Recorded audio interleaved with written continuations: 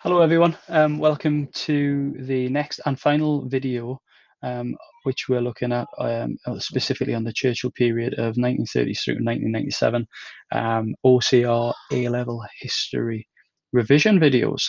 So going into the 45 election, you would think, brilliant, shoe in for Churchill, all of what he's just done for Britain and the Allies during the Second World War. This is an absolute shoe in.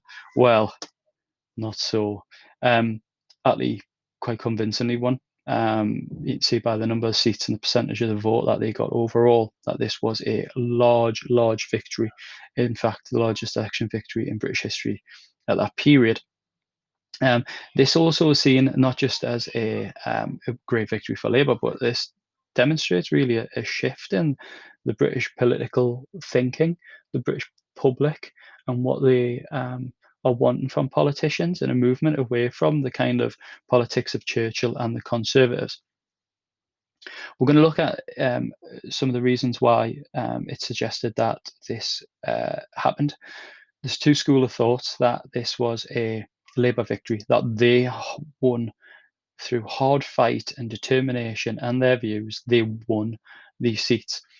But there was also a viewpoint from many historians that this was in the hands of the Conservatives and Churchill, and what they did and what they said and what they put forward and the decisions they made actually drove voters away from them rather than Labour winning those voters.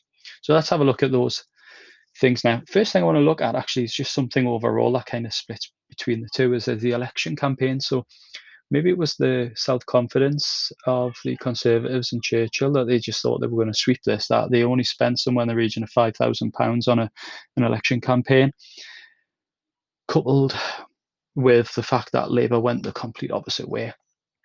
Attlee and Labour really pushed hard in all of these areas to try to prove that Labour were the best people to run the country. They really pushed into their campaign, going all of the working class areas, which was where the majority of the vote's going to come from. You know, Labour set up as a working class party, really pushing towards trying to make sure they get those votes from the Conservatives. So the election campaigns could be one thing that definitely goes in the favour of Labour. Another thing that is on both of these is this Beveridge report as well. So Beveridge report is released during the Second World War as a suggested list of ways in which Britain can develop and recover from the Second World War, with a big focus on social reform, welfare, education, employment, a health service, really outlining how the government can help the British people recover and have a better life. In the day, the view of Beveridge and the view of Labour, and I'm sure the view of everyone really, but certainly those, was that, you know, you shouldn't be disadvantaged, you shouldn't be dying earlier in life based on, you know, the privileges that you have or you do not have when you were born. And this was a way of trying to alleviate that. Now, one issue that we've got here is that Churchill has quite negative views on socialism and government involvement in people's lives, and certainly wasn't a big fan of the Beveridge report. And some historians do believe that this drove a lot of the working class voters away from Churchill and the Conservatives towards a more left-leaning, suppose, social reform Labour Party. Now, based on that, then obviously we see that there's a bit of a leftward shift in the electorate as well. So from 43 all the way through to 45, Labour is way ahead in opinion polls, varying between 10 and 20% lead in opinion polls, which again, I've put this onto the Labour victory side of things, and that's like maybe Labour have created that. But I think another problem is that Churchill doesn't actually see that there's a leftward shift in the electorate and fails to capitalise on that. And that links back to the Beveridge report as well. If he hadn't really focused on that opinion poll thing, I mean, he did have things to consider as well, other than just opinion polls. But if he had have looked at that, if the Conservatives had looked at that, then maybe their views on the Beveridge report may be slightly different. One final thing that really plays into the hands of Attlee and Labour is their work that they did during the war on the home front. So whilst Churchill has made himself basically commander-in-chief of Britain and the Allies, as well as Prime Minister, this opened up the opportunity for Attlee and Labour to really run things at home, as part of, a war coalition, I suppose.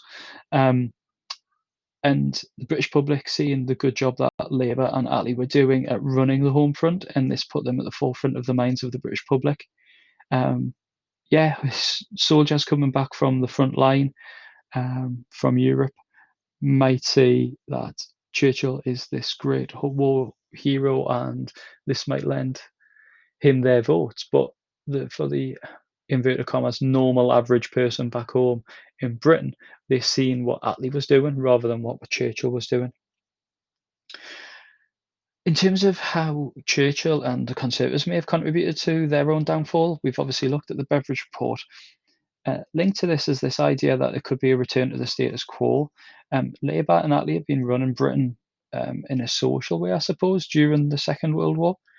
And if the public voted in a Churchill and Conservative government, they were maybe fearful that this would return to the old way of thinking, the old Conservative way of thinking, and also that Churchill was out of touch. He didn't know what the public wanted. His age would go against him, but also the fact that he wasn't actually at home understanding what the people were wanting, that might put him out of touch with what the public are actually wanting, which is reflected in opinion polls in which Labour demonstrated a clear lead. There are some historians that also argue that the British public were fearful that Churchill was just a war prime minister, that he was only suited for this conflict. The decisions he makes and the way that he acts is suited for a conflict in which decisions have to be thought up within hours, minutes, days. And he's not a real long-term thinker in that, coupled with decision making that he's made during his time in the First World War, Gallipoli, the Norway campaign in the Second World War. His characteristic of being someone who flies off the handle, a bit aggressive, a bit gung-ho, very dogmatic. There were concerns that maybe he wasn't best suited for a rebuilding of Britain. Maybe he's just suited for Britain at war. The last thing I want just to mention is his famous Gestapo speech, in which he likens the Labour Party, the Labour members, Labour politicians as members of the Gestapo. Now, we've just come out of a war in which a dictatorial regime has been trying to run Europe, basically, and that's what we've been fighting against. And then Churchill comes out, and he probably thought it was a good idea. Calls Labour, Attlee, party that support us, the Gestapo. Do we really want to have a government like the one that we've just ousted from Europe? This didn't go down well with Labour, obviously. Labour thought, you know what we're going to show you, we're really going to push. So it proper ignited the fire in the belly of Labour. It angered working class voters who were thinking about voting for Labour and thinking, well, why would you say this about these? But also it angered some of the Conservatives as well, that he would say something like this. It was quite a... He's definitely painting his colours on the flag here. It's not a sitting on the fence kind of quote. It was meant to really anger and rouse the British public into thinking, yeah, well, we don't want Labour in, and it obviously ultimately backfired. Churchill. You choose. Is it Labour? Is it a Conservative loss? That's the beauty of the exam. There's no right answer or wrong answer as long as you can demonstrate the rationale behind your arguments. As ever, if you've got any questions or anything that you want to say, please leave comments below.